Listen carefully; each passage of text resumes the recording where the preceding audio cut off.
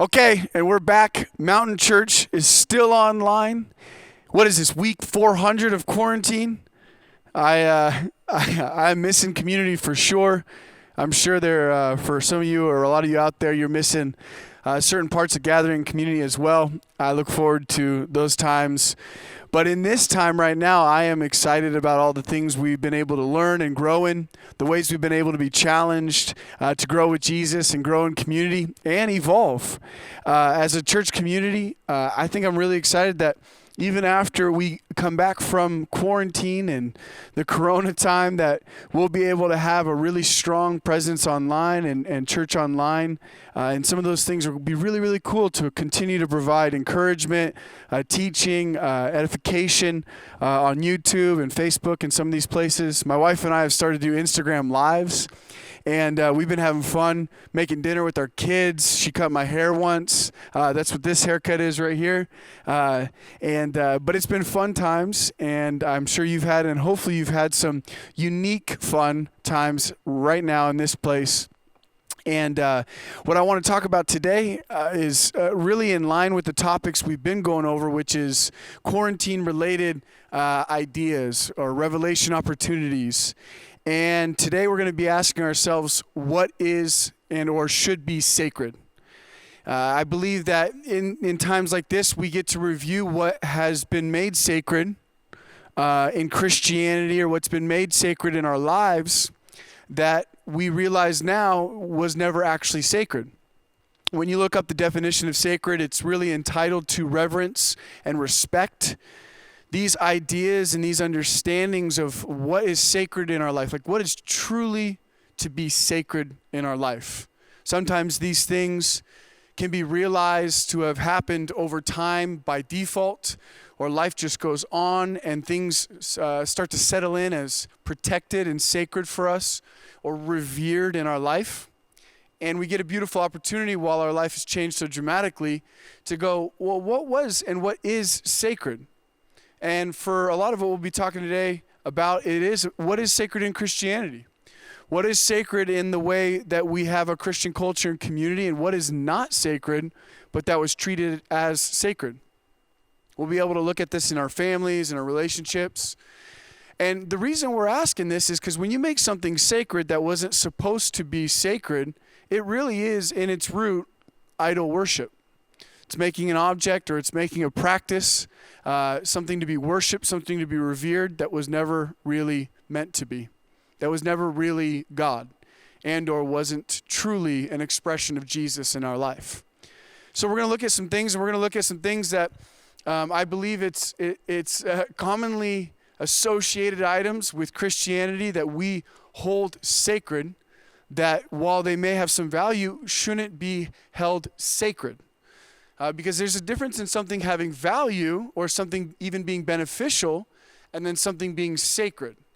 And we should be careful and we should be accurate with what we give sacred status to versus what we go, hey, that was valuable and it's changed, or that was valuable and it can continue to remain valuable, but it has its appropriate place of value.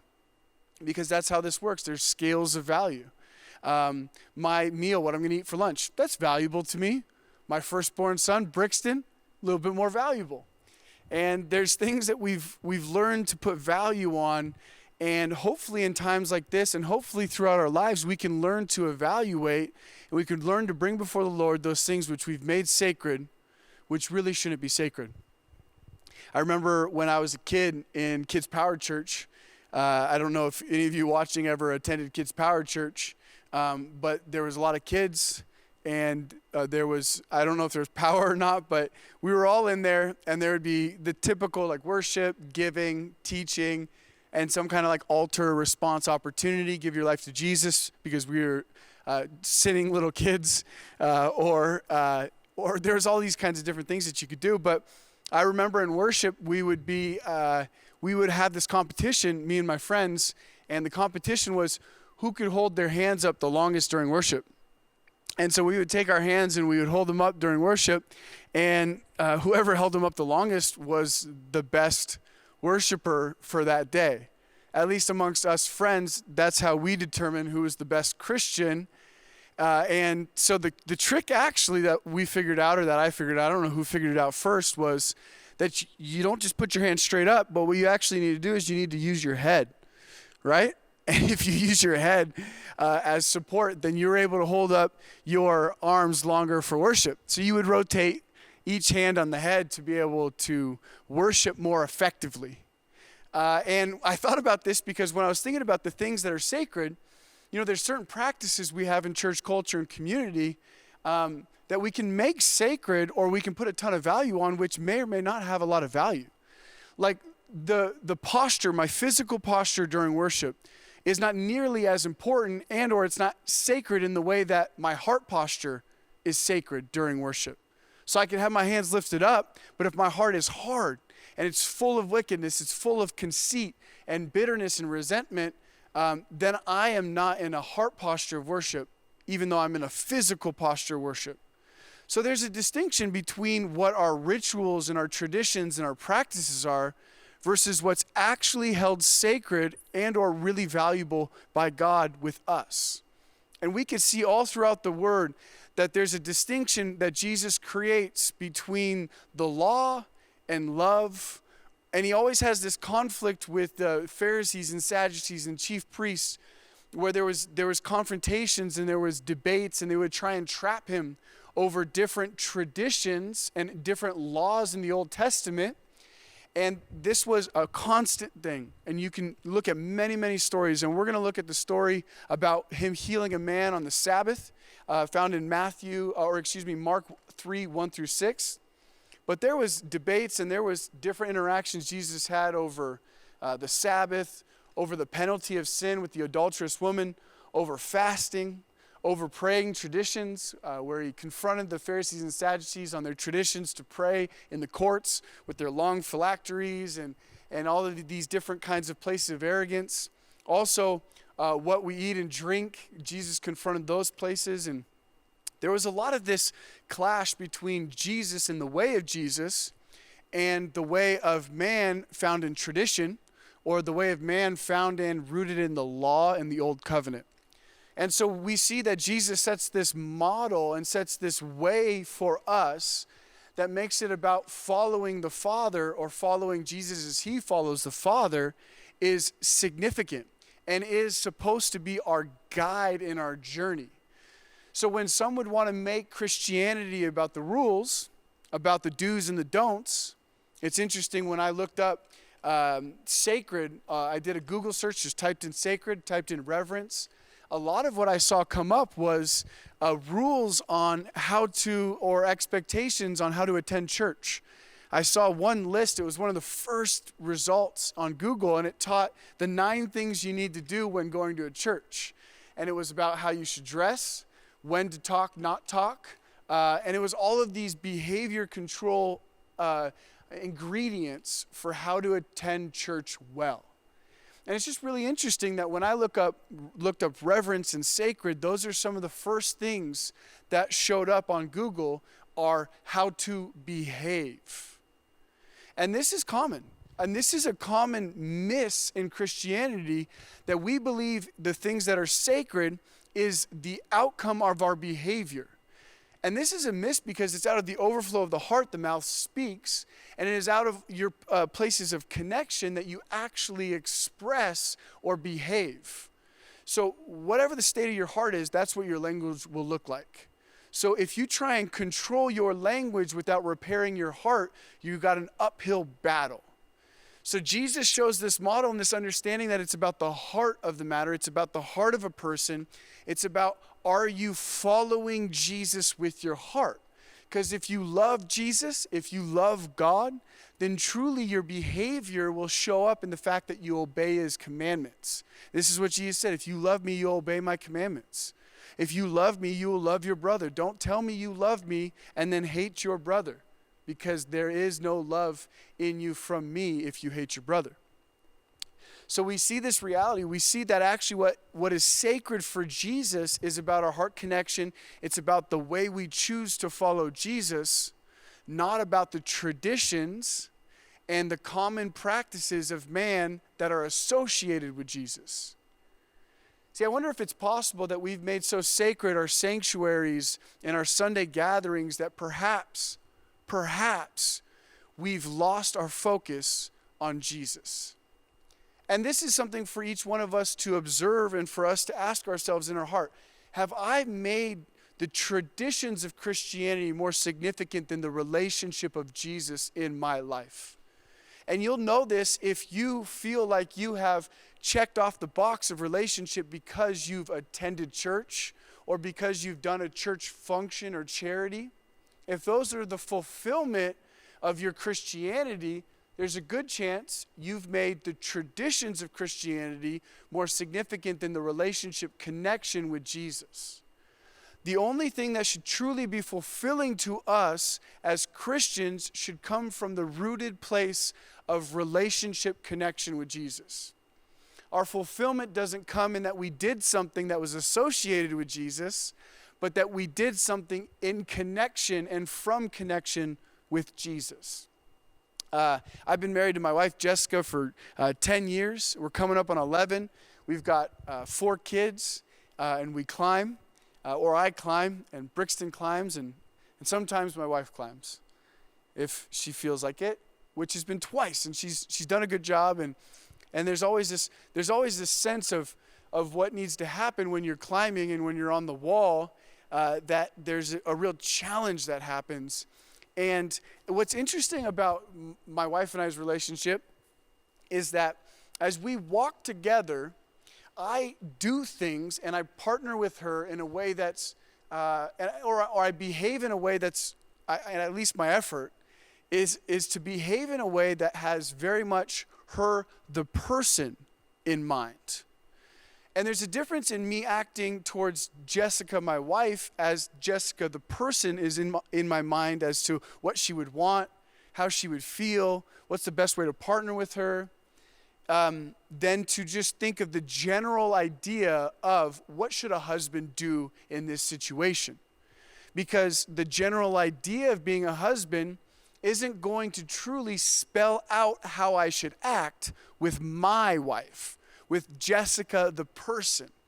So if my only effort is to be a good husband in general, but I miss this really very personal, important ingredient, which is to be a good husband to my wife, Jessica, which is going to be different than perhaps you and how you should be a good husband to your wife.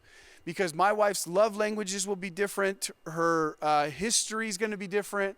The things she'll expect or desire will be different. So I can't just go, you know what? You know what is sacred for me? To be a good husband. It must be more relational. It must be more connected than that. It must be that I want to be a good husband to my wife, Jessica. And if I want to be a good husband to my wife, Jessica, then that will clearly define how I am going about it and how I'm partnering with her. Like, for example, when she gets on the wall to climb, I understand something about my relationship with my wife and I, and we've talked about it a lot. And that I have this certain thing when on my 30th birthday, I wanted to go skydiving. And so she helped me set it up for my 30th birthday. It was awesome. And I remember her telling me this story. I'm sleeping soundly after we decided I was going to go skydiving for my 30th birthday. She was going to go, but she probably wasn't going to skydive. And then all of a sudden she told me, like the next morning or whatever, she wrote this card for me, this beautiful thing. And part of the surprise was she was going to go with me. And when she decided she was going to go with me, she told me that night when she was researching it, her hands were shaking as she was researching this thing. And I'm over there on the other side of the bed just passed out, totally sleeping soundly with the 30th birthday skydiving event in my mind. And I'm just so happy about it. I'm sleeping soundly. And Jessica is just in turmoil next to me. And I'm a very sensitive husband. I just slept through all of it. But she told me the next morning that she loved the fact that being connected and being in partnership and in marriage with me is, she just loves the adventure of it. She loves the fact that that's how it's been since the first date. My car battery died, and we played Space Jam for my first date. I took her in the car, and we played the Space Jam soundtrack. And it's just this wild adventure together, and she really loves this about the role or the partnership I play with her, in that I get her to climb on rock climbing walls. I get her to jump out of planes. I get her to really push the limits, and she wants to push those limits, but she loves the partnership of courage that I have with her. And so it really spells out this, that's being a good husband and partner to my wife specifically. But to another husband and wife partnership, that might be a terrible partnership. Not at all how it should go. So we can't generalize our relationship with Jesus. We must be accurate and specific. Because when you're in church and you're trying to be a good Christian, you can't be a good Christian by observing how somebody else does their Christian walk. Some people take flags and they wave them across the altar. And some people lift their hands. Some people get on their face. Some people don't do those things, but in their heart, they're completely pursuing God, and it doesn't show up a whole lot in their physical bodies because they're not very extroverted. But all the same, God judges the heart, not the outward appearance of man. And we see that when Samuel looks at the sons of Jesse, and God says to him, man, I'm not judging the outward appearance, I'm judging the heart. And this is so clear in our relationship with Jesus. He's about the heart. So Mark 3:1-6 says, and this is a story about Jesus. I'll read it for you. Again, he entered the synagogue, and a man was there with a withered hand.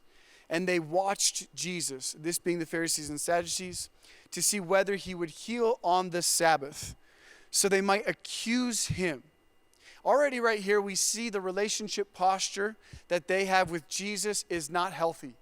If your relationship with Jesus is one for you waiting and trapping him to see if he'll do something or won't do something that you want or don't want, you've already got a disconnect relationally.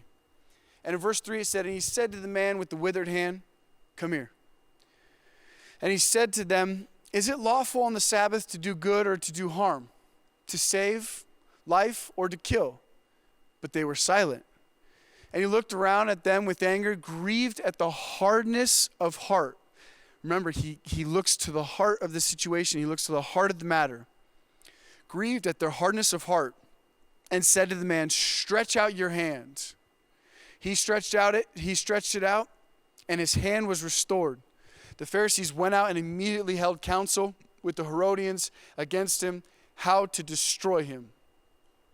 Look, the consequences of making something sacred that isn't supposed to be sacred is that you have a tremendous disconnect with Jesus. And ultimately, it leads you to have a plot in your heart to eliminate the following of Jesus or the presence of Jesus in your life. And you can see it right here. And the second thing it does to you, and probably the most important thing it does to you is it disallows healing to take place in your life or the life of others around you. When you make sacred ritual and practice or tradition and not relationship connection with Jesus in your heart, there are moments of healing that you're just going to miss. There are moments where people around you need to be healed, and you won't be able to heal them because your traditions or your rituals disallow you from healing and or partnering in their healing.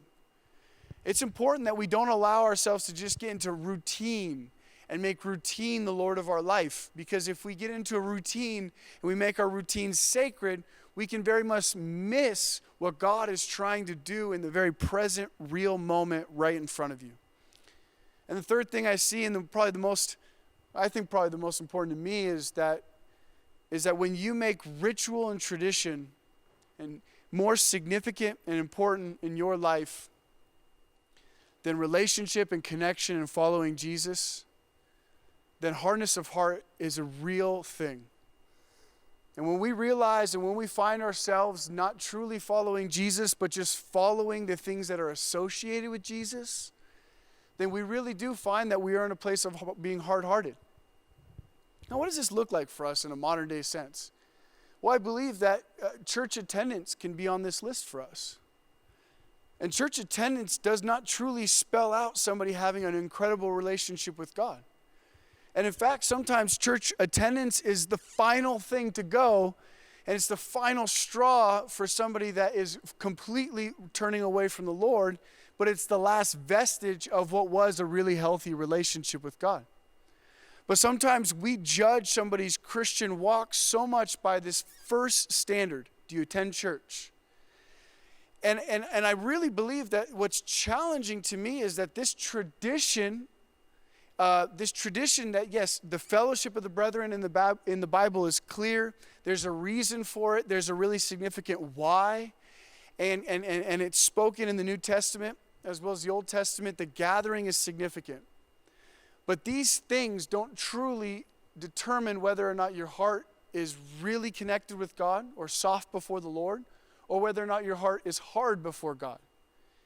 And I think probably in all of our experiences, we've seen moments in our life where we've attended church and we've made Sundays sacred, and we've made gathering at churches and sanctuaries sacred. We've made pastors sacred. And in all of this, I think we can really miss probably the most important thing of it all is that these things, sanctuaries, Sundays, even pastoral positions, these things aren't sacred to our life as much as Jesus and pursuing the heart of God and a heart after God should be sacred to us. These are the foundational ingredients of our life. Is what's sacred to us? Well, it should be a short list, and that's loving Jesus and loving people. And that all of these other practices, attending church every Sunday, dressing a certain way at church, like what am I wearing right now? Why am I wearing it? These things aren't sacred. Whether I'm wearing flip-flops or I'm wearing dress shoes or boots or sneakers or really sick sneakers or Walmart sneakers, whether I'm wearing a belt or no belt, whether we do baby dedications or don't do baby dedications, whether we start at 9 or 8:30, whether we have church on this day or that day, these things really aren't the sacred things. There are things that we do because they're a good habit and discipline. And they're beneficial. Is it beneficial for us to get into a routine where we attend church every Sunday? Yeah, I think so. Because routine and or this beneficial exposure to corporate worship and corporate learning of Jesus and pursuing it together, heart and heart and in relationship with others, that's a good thing. That's a very good thing. But it doesn't necessarily mean it is the fulfillment of relationship with Jesus. And the relationship with Jesus is what is sacred and what we should make sacred. And if we put other things as sacred, if we put other things as the fulfillment of reverence and respect with God in our life, we can lose focus on what is truly sacred and or the most sacred thing in our life. I don't know why having our focus on something that is good can actually be a distraction when we should have our eyes on the things that are God. But it is a real thing that happens in our life, that we can get focused on good things and we can truly take our eyes off of God. I have things in my life besides like church culture that I like, that are good in my life. But if I make those things my primary focus, if I make them the frame of my life and they drive me, then there's a real chance that I've dislocated what is supposed to be alignment with God and making him the object of my attention. There will be really, really fine lines between religious tradition and following Jesus. And you're only going to be able to discern how to follow Jesus and walk away from some of the religious traditions if you have your eyes fixed on him. Like in this moment right here, the Pharisees, in seeing what happened, a man's hand, which was withered, got healed, and the man was able to stretch out his hand and receive healing. The Pharisees, this should have been a call to repentance. This should have been an opportunity for them to go, my heart is hard. I was more fixated on trapping Jesus in the law and the tradition of man than I was on this man needing and or being able to be healed on the Sabbath. See, Jesus confronted a tradition that had lost its true intent and purpose. And the tradition of the Sabbath was not for there to be all these regulations, But the purpose of the Sabbath was for recovery, was for restoration. And if you study it throughout the Old Testament, it is really about being sanctified or continuing the process of sanctification. So you work real hard for 6 days and you take one day where you allow complete restoration, no work, and you allow yourself to recover and to continue to do and experience the things that happen only in a Sabbath moment. And sanctification is advanced. Becoming more like Jesus is advanced when you take those moments of rest. When you take that cycle of 6 days on, 1 day totally off. There is a recovery and there is a healing that happens in a really pronounced way that cannot happen if you don't observe that. So that was the intent and that was the purpose of Sabbath. It was never meant to disallow healing to be capable or possible for somebody that had a withered hand in that kind of a moment. See, the hardness of heart really does it outline and reveal that you're more fixated on the patterns of man and the traditions of man that are related to God than you are on the actual, real, live, and current following of Jesus. The only way you're going to be able to navigate whether or not you've held on to religious tradition and that's become your Lord, or whether or not you are actually walking by faith and walking with God, is for you to fix your eyes on Jesus, the author and the perfecter of your faith. For you to lock in with him and to say, I'm following Jesus no matter what. You know what's sacred to me is seeing Jesus and following him and leaving every other pattern or tradition or habit in my life so that I can accomplish true following of Jesus. I don't watch Jesus to test him, to see if he's going to do what I want. I watch Jesus to be transformed by him, to have my walk adjusted. And I really believe like this call right now for us in this time is for us to observe and to realize the things that are sacred for us in our relationship with Jesus. I believe those things are loving Jesus with everything you've got and loving people in a similar manner. And in the Bible it says to love your neighbor as yourself. It outlines the language like that. And I believe these things are sacred. And I believe all the other traditions of man and all the other things we do in church culture and tradition really are secondary to that primary sacred relationship with Jesus objective. Whether or not we do this practice or that practice, we sing this song or that song, we gather in this way, our services are this long or this long. I believe that there's this beautiful opportunity for us to observe what is truly sacred in our Christianity. And that's a walk with Jesus and a love for people. This is my call and this is my challenge really in this Corona time, in this COVID time, is for us to not just perfect the practices of Christianity, but to perfect our relationship with Jesus.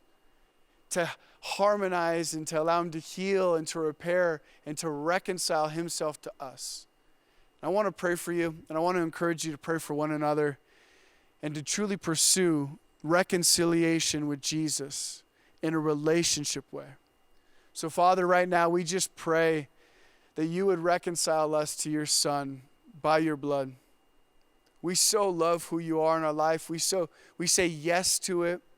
And we know that as it says in Ephesians 2:13, that it's by your blood that we are redeemed and that we've been brought near to Christ by your blood. So right now we accept the blood of Jesus in our life. Right now we declare the blood of Jesus in our life. Make us whole. Bring us close to you. Repair our hearts and repair our minds. We so love you and we so want to draw near to you right now. We say yes to you in our life. We just pray that you would remove those things that we've made sacred that aren't sacred, God. And that you would truly give us a fixed perspective of the sacred, the revered, and the respected things in our life. In Jesus' name, amen. Love you guys, and I want to encourage you to pray for one another, take communion together, be there for one another, and truly partner in the things that are sacred. Love for Jesus and a love for people. Love you, and I hope to see you soon and gather with you and have some fun. Love you guys. You're amazing.